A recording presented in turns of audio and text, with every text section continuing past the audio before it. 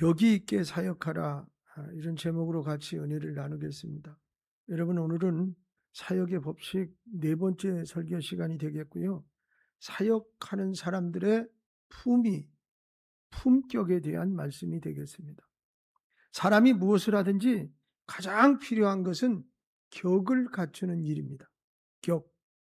머리도 좋고 실력도 있고 얼굴도 잘났고 돈도 있는데 격이 없이 무리하고 거칠고 건방지게 행동을 한다면 어떤 사람에게도 인정을 받기가 어렵습니다.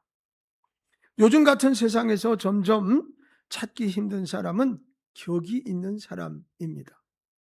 말 한마디를 해도 격을 갖추고 옷을 입는 것도 격이 있게 행동을 하는 것도 격스럽게 하는 사람을 보기가 쉽지 않습니다. 과거에 비해 많이 배우고 문화적인 혜택도 훨씬 좋아졌지 않았어요? 그런데 사람들은 점점 격을 잃어가고 있습니다. 사람이 사람을 대할 때, 어떤 일을 할 때, 어느 공동체, 다시 말하면 가정 공동체, 직장 공동체, 교회 공동체, 사회 공동체, 아니 더 크게 글로벌 공동체 가운데 있을 때 적어도 이제 격이 필요하다. 여러분, 격이란 품위를 말합니다. 품이란 그 사람의 지위나 능력이나 권력보다는 그 사람됨의 가치를 의미합니다. 그러면 사람됨의 가치란 무엇입니까? 사람으로서의 형상, 곧 이미지입니다. 여러분, 사람의 형상은 생각하는 지성과 마음의 감성과 행동의 의지의 결합입니다. 그러므로 격이 있다는 것은 지성과 감성과 의지의 간격이 조화와 균형을 이루며 높아진 것을 말합니다. 하나님은 사람을 만드실 때 지성만 100%로 만들지 않으셨습니다. 감성, 즉 마음만 100%로 만들지도 않았습니다. 의지만 100%로 만들지 않았어요. 그래서 머리만 좋아서도 격이 있는 사람이 될 수가 없고, 마음만 좋다고 격이 있는 사람도 아니고, 의지력이 강하다고 격이 있는 것도 아닙니다. 지성과 감성과 의지 모두가 균형을 이루어서 높아질 때 격이 있는 사람이 되는 것입니다. 그런데 그리스도인에게는 이런 인간의 이미지에 하나 더 추가된 것이 있는데, 그것이 바로 영성입니다. 할렐루야. 그래서 그리스도인으로서 격이 있는 사람이 되려면 지성과 감성과 의지는 물론 영성까지 갖추고 있어야 하는 것입니다. 영성이란 영적인 품성을 말합니다. 영성은 하나님이 주시는 성령의 격입니다. 성령이 사람들에게 임하면 성령의 사람이 되는데, 그때부터 그리스도인의 모든 삶은 성령에 의하여 인도를 받게 됩니다. 영성의 격을 이렇게 갖춘 사람은 전인적으로 성령에 의해서 통치와 인도를 받으며 행동을 하게 되지요. 이렇게 말할 수 있습니다. 사람의 지성과 감성과 의지가 하나님의 주권 아래 있으면 그리스도인으로 가장 탁월한 품위를 갖추게 되는 것입니다. 자, 그렇다면 그리스도인으로 하나님의 일이나 교회의 사역을 할 때 품위 있게 한다는 것은 어떻게 하는 것입니까? 영적 지성과 영적 감성과 영적 의지의 균형으로 사역을 위해 행동한다라고 말할 수 있습니다. 교회는 사람들이 예배 드리는 장소로만 있지 않습니다. 교회는 사람들이 일을 하도록 되어 있어요. 그러나 교회의 일이나 복음 전파 사역을 할 때 서로가 서로에게 상처가 될 때, 그때가 있고, 또 문제의 소용돌이 속에서 고통을 주고받기도 합니다. 고린도 교회가 바로 그런 대표적인 교회였습니다. 사람마다 일은 열심히 하는데 교회 전체나 하나님 나라에 그렇게 유익을 주지 못했어요. 그런 이유는 믿음이나 열심이나 능력이나 은사가 균형할 때 균형을 잃고 서로를 분열시켜서 그런 현상이 일어난 것입니다. 성경을 같이 좀 한번 읽어보겠습니다. 고린도전서 3장 3절로 9절까지 말씀입니다. 9절에는 화면이 잘 안 뜨던데. 자, 같이 읽습니다. 너희는 아직도 육신에 속한 자로다. 너희 가운데 시기와 분쟁이 있으니 어찌 육신 속하여 사람을 따라 행하냐. 어떤 이는 말하되 나는 바울에게라 하고 어떤 이는 나는 아볼로에게라 하고 하니 너희가 육의 사람이 아니리요. 그런즉 아볼로는 무엇이며 바울은 무엇이냐. 그들은 주께서 각각 주신 대로 너희로 하여금 믿게 한 사역자들이니라. 나는 심었고 아볼로는 물을 주었으되 오직 하나님께서 자라나게 하셨나니 그런즉 심는 이나 물 주는 이는 아무것도 아니로되 오직 자라게 하시는 이는 하나님뿐이니라. 심은 이와 물 주는 이는 한 가지이나 각각 자기가 일한 대로 자기의 상을 받으리라. 우리는 하나님의 동역자들이요 너희는 하나님의 밭이요 하나님의 집이니라. 자, 고린도 교회는 한마디로 시기, 분쟁, 질투 이런 것이 가득한 교회였어요. 그들은 서로 동역자 의식이 없었습니다. 사도 바울은 그런 고린도 교회의 잘못된 사역 태도에 대해서 지적해 주는 것이 두 가지인데 하나님 중심 태도와 사람 중심 태도를 이야기하고 있습니다. 하나님을 중심으로 하면 하나 되어서 일을 잘할 수 있지만 사람의 중심의 일을 하면 분열된다는 것을 얘기하는 거예요. 이것은 모든 교회들이 알아야 할 사역의 아주 중요한 태도가 되겠습니다. 만일 자신의 믿음이나 능력과 체험, 직이나 직분의 상태, 때로는 교회의 경력과 영향력을 앞세우면 서로 분쟁과 분열의 아픔을 겪게 된다는 경고 말씀이 되겠습니다. 그러나 하나님의 사랑하심과 주님의 십자가의 사랑이 기반이 되어서 그분 중심으로 하면 교회는 분열되지 않고 하나 되는 것입니다. 만일 사람의 영광이 하나님의 영광보다 드러나게 될 때 고린도 교회의 증상이 그대로 오늘의 교회에도 재현될 것입니다.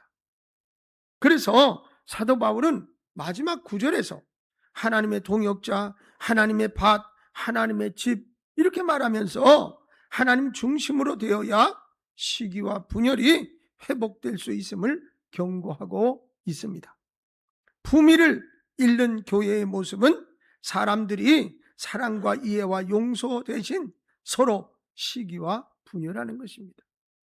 오늘 본문의 한 구절 말씀이 교회 사역을 하는 사람들이 명심해야 될 중요한 품위에 대한 말씀이 되겠습니다. 여러분, 본문인 고린도전서 3장 16절에 너희는 너희가 하나님의 성전인 것과 하나님의 성령이 너희 안에 계시는 것을 알지 못하느냐 이렇게 물으세요. 성전이 성전다워야 하는 것, 교회가 교회다워야 하는 것은 그 품위를 잃지 않는 것이라. 그런데 사도 바울은 우리 자신을 가르쳐 뭐라고 그랬냐면 성전이라 그렇게 말했어요. 바울이 교회라고 말하지 않고요, 성전이라고 표현한 것은 성전의 제1의 의미가 하나님에 의하여 거룩하게 구별된 곳이라는 것입니다. 만일 교회가 거룩하지 않거나 구별됨이 없다면 세상에 있는 건물 중에 하나일 뿐입니다. 그렇지 않습니까? 세상에 교회보다 아름답고 멋진 건물이 얼마나 많습니까? 여러분, 그러나 반대로 초라하고 별로 커 보이지도 않고 화려하지 않더라도 거룩됨은 곧 성전의 기본이라. 그 교회가, 그 성전이 바른 성전인 것이에요. 여러분, 교회가 품위를 잃고 격이 상실되는 이유는 거룩성과 구별성이 상실된, 즉 없어졌기 때문입니다. 그런데 그리스도인 된 내 자신이 바로 그 성전임을 그래서 반드시 알아야 한다는 겁니다. 나는 성전이다.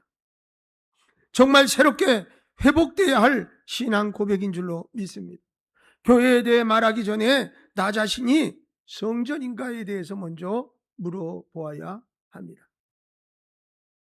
성도 한 사람 한 사람이 성전이 되면 우리의 교회 전체도 성전인 겁니다. 그리고 또 하나는 내 속에 하나님의 영인 성령이 거하는 것을 알아야 한다는 것입니다. 성령의 제일 핵심도 거룩성과 구별성입니다. 성령의 사람이 되면 구별되게 삽니다. 나는 성령의 사람이다. 이 신앙 고백도 우리가 회복해야 할 중요한 고백입니다. 자신이 성전인 것과 성령의 사람일 때 품이 있는 사람으로 하나님의 사역을 할 수 있게 되는 것입니다. 사역의 핵심은 교회이며 사람입니다. 교회나 성도는 성전이고 성령의 임재가 있어야 되고, 그런 사람들이 일하는 교회가 거룩함과 구별됨으로 세워진 공동체가 되는 것입니다. 그러면 어떻게 하는 것이 성전이며 성령의 사람으로 품이 있는 사역일까? 첫째, 질서 있게 해야 합니다. 전에도 이미 말씀드렸지만 믿음으로보다 질서가 우선이다라고 분명히 말씀을 드렸습니다. 여러분, 성전은 거룩함 그리고 구별됨으로 되어 있다는 것은 사역에도 동일하다 그 말. 여러분, 에베소서 5장 23절 말씀을 같이 한번 읽어보도록 하겠습니다. 이는 남편이 아내의 머리됨이 그리스도께서 교회의 머리된 것 같으니 그가 바로 몸의 구주시니라. 자, 예수 그리스도가 교회의 머리다 하는 것은 교회는 질서가 있음을 말해주고 있는 거예요. 여러분, 몸은 머리의 주도성에 의해서 움직입니다. 몸의 1차 기관이 머리다 그 말. 만일 교회에서 서로 머리가 되려고 하면 그 교회는 무질서해지고 결국 잘못된 교회가 되어 버립니다. 교회는 예수 그리스도를 머리로 모든 지체들이 연결되어 있으면 문제가 일어나지 않습니다. 에베소서 1장 22절 말씀해 보니까 또 만물을 그의 발 아래 복종하게 하시고 그를 만물 위에 교회의 머리로 삼으셨느니라 그랬어요. 각자 자신이 어떤 믿음의 종류, 은사의 분량, 재능의 다양함에 있든지 우리 주님께서 기뻐하시는 것에 초점을 맞추고 주님을 머리로 연결되어 있으면 교회는 자연히 질서 가운데 세워지게 되는 것인 줄로 믿습니다. 주님의 주도권 아래에서 질서 있게 사역하는 교회가 품위가 있는 교회입니다. 질서란 규범과 같은 것입니다. 적어도 교회의 직분자들은 질서 안에서 행동하려고 노력해야 합니다. 사도 바울은 고린도 교회의 이제 사람들의 무질서에 대해서 이렇게 말했습니다. 사역자들의 무질서. 고린도전서 14장 33절 말씀이 그것이에요. 같이 한번 말씀을 읽어볼까요? 하나님은 무질서의 하나님이 아니시오 오직 화평의 하나님이시니라. 모든 성도가 교회에서 함과 같이 그랬어요. 하나님은 무질서의 하나님이 아니시라는 거예요. 그런데 데살로니가 교회가 본받아야 할 것을 말씀할 때 질서에 대한 것이었어요. 이어서 말씀 한 번 더 볼게요. 데살로니가 후서 3장 7절 말씀도 한번 같이 읽어보겠습니다. 어떻게 우리를 본받아야 할지를 너희가 스스로 아나니 우리가 너희 가운데 무질서하게 행하지 아니하니. 계속 무질서는 안 된다는 거예요. 질서를 얘기하고 계세요. 우리 교회는 어떤 일을 하든지 먼저 질서를 지켜야 합니다. 그리고 질서 있게 사역하는 태도를 우리가 가지고 있어야 돼요. 일을 한다고 하면서 혹 무례하게 행동하면 안 됩니다. 지킬 것은 반드시 지켜야 합니다. 말하는 것이나 일하는 태도 또한 마찬가지예요. 우리 교회가 격이 있는 교회가 되려면 질서 안에서 세워져야 한다 그 말입니다. 하나님은 무질서의 하나님이 아니라고 하신 것을 기억하시고 하나님이 원하시지 않는 모습으로 사역하지 말아야 하겠습니다. 품위는 질서를 지키는 사람에게서 나오는 줄로 믿습니다. 할렐루야. 두 번째로 존경되게 해야 합니다. 품위 있게 사역한다는 것은 서로에게 존경하는 마음을 갖는 겁니다. 그 사도 바울은 교회들마다 부탁한 공통적인 의식이 있습니다. 그것이 서로를 존귀하게 여기는 마음입니다. 여러분 빌립보서 2장 29절 말씀을 같이 읽어볼까요? 이러므로 너희가 주 안에서 모든 기쁨으로 그를 영접하고 또 이와 같은 자들을 존귀히 여기라. 할렐루야. 오늘의 사회나 교회에서 상대방을 소중하게 여기는 존귀성이 점점 사라지고 있어요. 존귀하게 여긴다는 것은 존중된 마음, 존중하는 마음을 말하고 이제 근본은 뭐냐? 섬김입니다. 여러분 이미 설교 말씀을 드렸어요. 교회에 왜 오느냐? 섬기러 온다. 그렇게 생각하세요. 그래서 섬길 거리를 다 찾으셔야 돼요. 교회에서 내가 뭘, 어떤 걸 어떻게 섬길까를 찾고 그 일을 열심히 하셔야 됩니다. 근데 교회에 어떻게? 섬김 받으러 오고 위로 받으러 오고만 온다고 그렇게 생각하니까. 여러분 이미 위로 많이 받았어요. 섬길 때 하나님이 알아서 위로해 주세요. 섬길 때. 네. 여러분 사람은 누구나 다른 사람을 섬기는 마음보다 섬김을 받으려는 마음이 천부적으로 강해요. 그래서 섬김을 가르쳐도 정말 잘 되지 않습니다. 기도하라고 그러면 할 수 있어요. 예배에 빠지지 않고 나올 수 있어요. 봉사라면 할 수 있어요. 그러나 섬기는 것을 가장 힘들어합니다. 만일 자신보다 부족하다고 생각되는 사람이든지 자신이 좋아하지 않는 일을 하라고 하면 섬기지 못합니다. 예수님이 제자들에게 가르쳐 준 것이 바로 뭐냐? 섬김이었습니다. 마태복음 20장 26절로 27절과 23장 11절 말씀을 연속해서 같이 한번 읽도록 하겠습니다. 너희 중에는 그렇지 않아야 하나니 너희 중에 누구든지 크고자 하는 자는 너희를 섬기는 자가 되고 너희 중에 누구든지 으뜸이 되고자 하는 자는 너희 종이 되어야 하리라. 네. 너희 중에 큰 자는 너희를 섬기는 자가 되어야 하리라. 할렐루야. 우리들도 제자들처럼 큰 사람이 되려고 하지 섬기려고 하지 않잖아요. 이제부터 마음의 작정을 하십시다. 섬겨야 큰 사람이 된다는 진리를 기억하시기 바랍니다. 정말 섬김이 있는 사람이 존경을 받습니다. 섬김은 신앙생활의 최고의 본이 되는 태도가 되겠습니다. 자신을 내세우면 일이 망가집니다. 망쳐진다. 그러나 상대방을 높이지 않으면 존경받지 못합니다.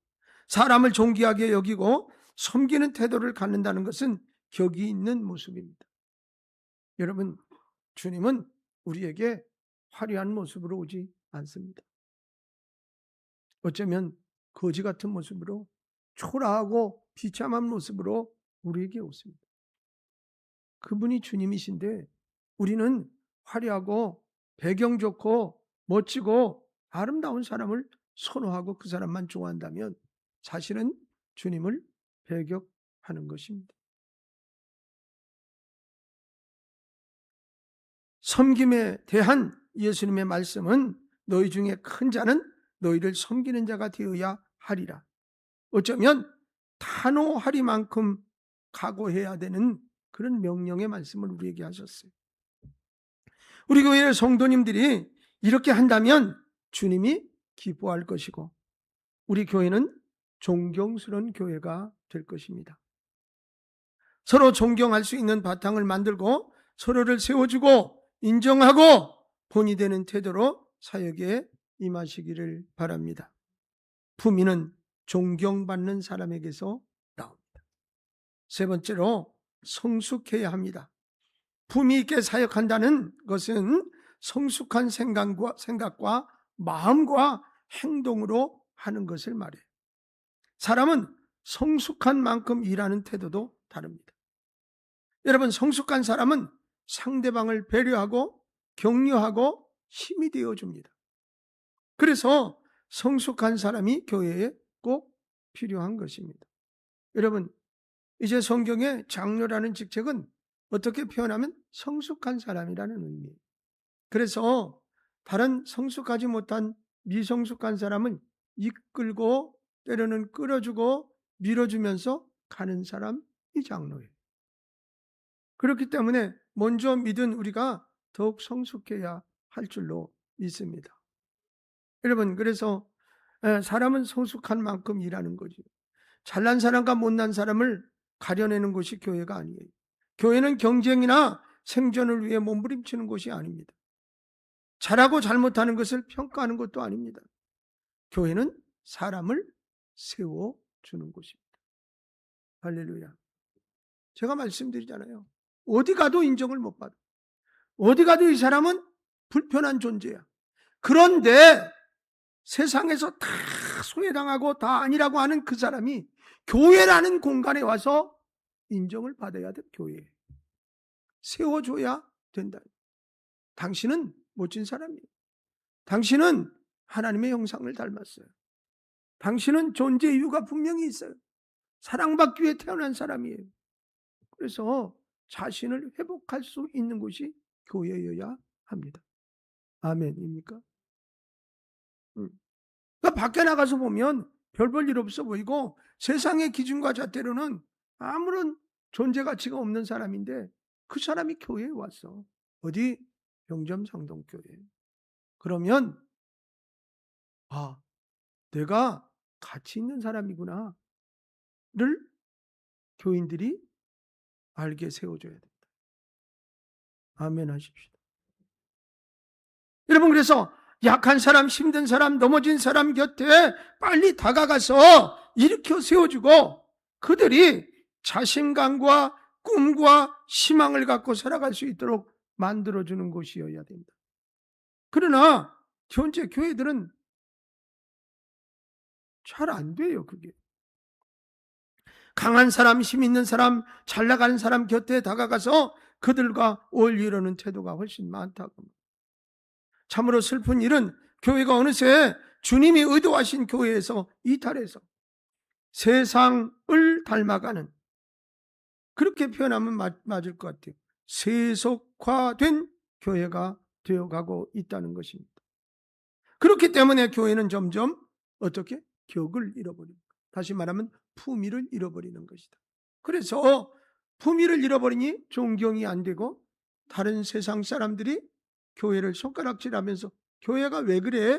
라고 말해요. 사실은 나도 세상 사람인 나도 그 정도의 품격을 갖추지는 못했지만 교회는 그래도 품격을 갖춰야 된다라는 것을 알고 있기 때문에 그러는 거예요. 여러분, 세상 사람도 알고 있는데 우리가 모르면 되겠어요? 네. 여러분, 오늘의 교회들이 괴로워하고 다시 돌아와야 할 자리가 존경받을 수 있는 자리입니다. 여러분, 욕심과 탐욕과 경쟁으로 되어 있으면 세상 사람들에게 존경받지 못합니다. 교회는 세상과 공간의 개념에서 차별화가 아니라 의식의 개념에서 세상에 빛이 되어야 합니다. 세상 사람들이 교회에 바라는 것은 성숙한 모습이에요. 그렇기 때문에 교회는 성숙한 사람들이 많아야 됩니다. 사도 바울은 성숙함에 대해서 성경 여러 곳에서 이야기를 했어요. 한번 찾아 읽어보겠어요. 에베소 4장 13절, 고린도전서 3장 1절, 에베소서 4장 15절, 고린도전서 13장 11절, 네 군데 성경을 연속해서 같이 한번 읽어보겠습니다.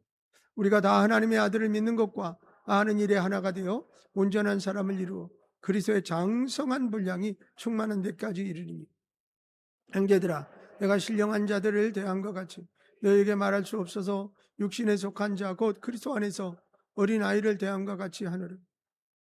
오직 사랑 안에서 참된 것을 하여 범사게 그에게까지 자랄지라. 그는 머리니 곧 그리스도라. 내가 어렸을 때에는 말하는 것이 어린아이 같고 깨닫는 것이 어린아이 같고 생각하는 것이 어린아이 같다가 장성한 사람이 되어서는 어린아이의 일을 버렸느라. 할렐루야. 성숙해져야 함을 이야기합니다. 그리스도의 장성한 분량까지 추구할 것과 어린아이 같은 모습을 추구하지 말 것을 구별하라고 말씀하세요. 여러분, 취해야 할 것과 버려야 할 것에 대한 기준이 분명한 것이 성숙함의 표준이 되겠습니다. 성숙하기 위해서 자라야 합니다. 어제의 나의 모습과 오늘의 나의 모습이 달라져 가야 한다 그 말입니다. 여러분, 매일 전인적으로 자라야 성숙한 사람이 됩니다. 예수님을 바라보고 그분의 분량을 목표로 해야 해요. 그래서 날마다 새로운 사람이 되어져야 합니다. 여러분, 성숙한 사람은 예수님을 많이 닮은 사람입니다. 성숙한 사람은 예수님과 같은 삶을 살려고 애쓰는 사람입니다. 그러므로 성숙한 사람이 일을 하는 모습은 성숙하지 않은 사람과 전혀 다릅니다. 성숙한 사람은 품위가 있습니다. 성숙한 사람은 장성한 사람이기에 일을 할 때 쉽게 화를 내거나 고집을 부리거나 시기하거나 자신을 내세우지 않고 책임감으로 자기의 몫을 충분하게 감당하는 사람입니다. 사역자가 명심해야 할 것은 자기의 본분과 일에 대한 책임의식입니다. 여러분, 본인이 해야 할 것은 본인이 해야 합니다. 예수님이 몫을 감당한 것처럼 우리들도 자신의 몫을 져야 합니다. 자신이 책임을 미루거나 핑계대지 말아야 합니다. 요즘은 보니까 더워서 그런지 청소하는 분들도 다 같이 모여서 우르르 하지 않고 너는 여기, 너는 여기, 너는 여기 이렇게 맡아주는 것 같아요. 그러면 자기 시간이 이제 날 때 그때 와서 그 청소를 딱 하고 가고 그러는 것 같더라고요. 여러분, 그런데 어떤 사람이 너는 여기 그리고 책임 맡아줬는데 청소 안 하면 청소 안 한 것이 되죠. 그래서 자기 몫은 자기가 책임져야 되죠. 우리는 하나님의 거룩한 사역 때문에 부름을 받은 팀입니다. 팀. 여러분, 요즘 스포츠 경기 할 때 보면 팀 코리아, 무슨 팀, 이렇게 팀이라는 마음을 오히려 유니폼에도 쓰고 또 그렇게 자꾸 표현을 합니다. 여러분, 어떤 스포츠 경기를 하는데 그런 이야기를 들었어요. 이 사람은 혼자 하는 경기를 했어요. 그래서 그러다가 단체 경기의 일원이 된 거예요. 옛날에는 실수하거나 그러면 자기 혼자만 자책하고 아이고 내가 왜 이랬을까? 다음에는 잘해야지 이러면 되는데 이제는 내가 실수하니 모든 팀에게 피해를 주게 되더라. 그래서 더 열심히 해야겠다는 생각이 들더라. 그게 맞다. 팀이죠. 여러분, 교회 사역은 개인 혼자의 능력보다 팀의 능력이 중요해요. 성숙한 사람들이 모여있는 팀은 사람들과의 팀워크를 잘 맞춰서 일을 성공적으로 이제 책임을 다합니다. 사역을 할 때 팀을 역기능적으로 만드는 4가지 요소가 있어요. 방해하는 요소예요. 성숙하지 않은 팀원들의 모습이기도 한데요. 첫째는 신뢰 부재입니다. 서로 팀원들 간에 신뢰 결핍이에요. 서로가 싫어하든지 꺼려하면 취약한 팀이 되는 거예요. 두 번째는 갈등의 공포입니다. 서로에 대한 신뢰가 부족할 때 서로에 대한 관심도가 낮아지게 되고요. 일에 대한 열정도도 떨어져서 갈등이 오히려 생겨나게 됩니다. 세 번째는 헌신 부족입니다. 서로에게 최선을 다하려는 마음과 태도가 극히 약합니다. 마지막으로 책임 회피입니다. 여러분, 공동의 계획과 이루어야 할 목표에 대해서 헌신적이지 않고 관망하거나 때로는 방관자가 되어서 가시적으로 팀원이기는 하지만 진정한 팀원이 아닌 것 같은, 그래서 진정한 목표 성취에 대한 높은 책임감이 결여되는 태도입니다. 이런 팀원은 성숙하지 않기 때문에 사역을 잘할 수 없고 팀에게 도움이 되기는커녕 방해 요소가 됩니다. 여러분, 좋은 팀의 순기능은 서로가 신뢰하고 갈등을 요구하고 헌신적이고 책임지는 모습을 보여주는 팀입니다.